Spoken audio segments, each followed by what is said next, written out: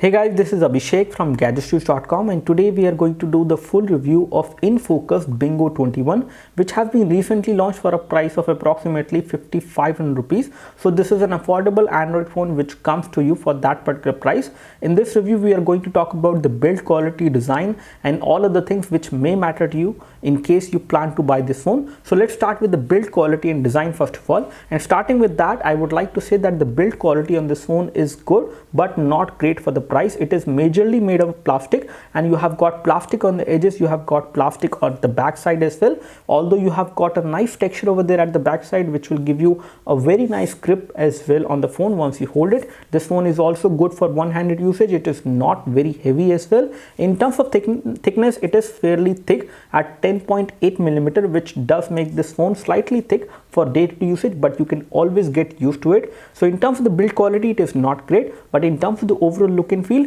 it is definitely better than some of the 5,000 rupees phone which we have seen in the market. Let's talk about the connectivity and the ports. At the bottom, we have got a micro USB port for data syncing and charging, a 3.5mm audio jack. On this side, on the left hand side of the phone, you have got plastic buttons. They give you clicky feedback. Again, not too great feedback is there, but there is decent amount of travel on these keys. You have also got a power and sleep key, which is a circular button, which is slightly a different button, and it does not give you too much of feedback, but again, it gives you a clicky experience. At the rear, you have got an 8 megapixel camera, which is an autofocus camera. At the front, you have got 5 megapixel fixed focus camera, and you have also got proximity and ambient light sensors. So it is again good in that particular department. You have got a metallic earpiece below the glass on the front. The display size on this device is 4.5 inch, and in terms of resolution, it is not high definition, which is kind of a compromise which they have done on the phone. It is 850 into 480. So in terms of resolution, it is definitely low, but in terms of the overall pixel density, because the display size is smaller, it is not that bad. Talking about the edges, we can see that the edges are made up of plastic, and on this edge we have no ports, no connectivity.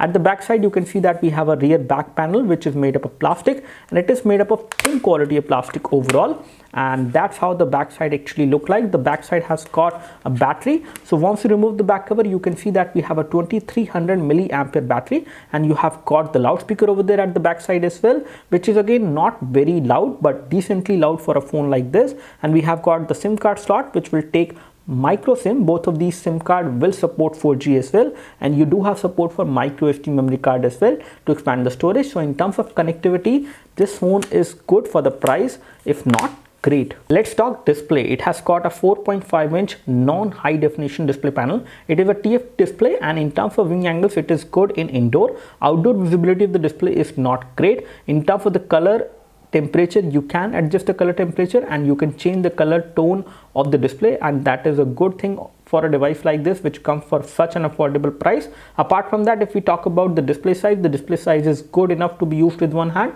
and it is not too big and not too small either. So for day-to-day usage, it is good enough, and the visibility in indoor is good. Viewing angles of the display are also good. However, the color reproduction of the display could have been better, but overall this device has got a good display for the price you are paying for it. Let's talk hardware now. We have got a 1.5 GHz quad core CPU on this device, which is coming from Shark. It is a new chipset which is not from MediaTek, not from Qualcomm either. It has got 2 GB of RAM, 8 GB of internal storage. You have support for micro SD memory card as well. Up to 64 GB maximum you can actually insert. So in terms of overall storage, it is good. In terms of the RAM as well, it is good. For day-to-day usage, this phone is good enough, but in case you would like to play some games, some high definition games on the phone, it will give you a lot of lag. So this phone is good enough for day-to-day processing for a normal user out there who is a non-gamer, and if you don't do much with the phone, you won't face any issues on the phone as far as hardware is concerned. So in terms of the overall day-to-day usage and performance, hardware performs good, but in case you install more application and you use the phone as a power user, then in that case you will face UI lag on the phone and some performance issues as well. The camera performance of the Infocus Bingo 21 is good, if not great. Let me talk about it in detail. The rear camera is 8 megapixel. It can give you good clarity in the photos which you capture with slight amount of light. In case you go to the scenarios where we have low amount of light, then in that case you will see a lot of blurriness and lot of noise in those photos, but still the overall photo will come out to be good.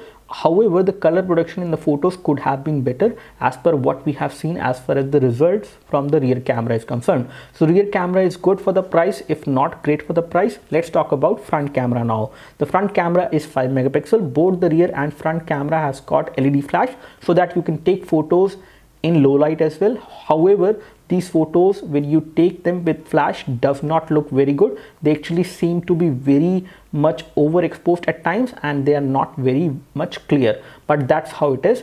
Considering the price of this phone, the rear camera and the front camera perform satisfactorily good. On the gaming front, Infocus Bingo 21 performs okay and average, not good, not great, because this device is not meant for gaming. You can actually play games like Jet Trigger 2, but make sure you are playing those games in low or medium graphic mode, otherwise you will see a lot of lag on those games. Forget about playing some high definition games on this phone, even if you have the storage for the same.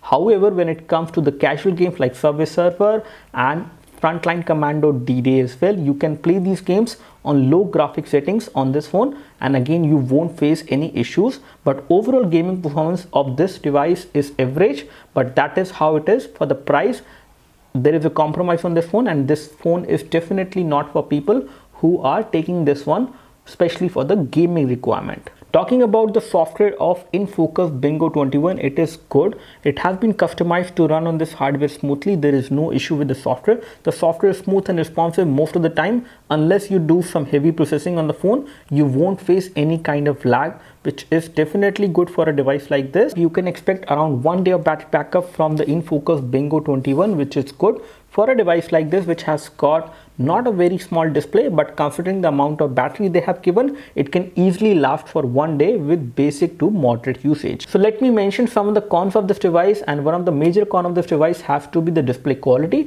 It has got a good display size, but the display quality is not that great. Indoor visibility of the display is good, but outdoor visibility of the display is definitely affected, and it does not have very good color production as well. It does have a slight amount of problem in terms of extreme viewing angles, and that is something which is there as a compromise because you are paying a very less price for this phone. Second thing which I do not like about the phone is the build quality. It has got a decent build quality, but it is majorly made up of plastic, which is not a good thing, especially for a device like this, which you may like to use for the next 2 years or more. This phone does not have great build quality, and I have not tested it by dropping it, but I don't think that it can actually survive couple of drops in case you drop it accidentally. So these are the things which I wanted to mention as a pro and con for this particular device.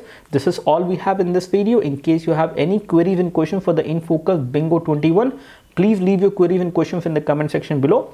You can like this video if this video helped you by clicking the like button below. You can subscribe to our YouTube video channel for more videos like this by clicking the subscribe button below. Thanks for watching the video. This is Abhishek signing off. Thank you.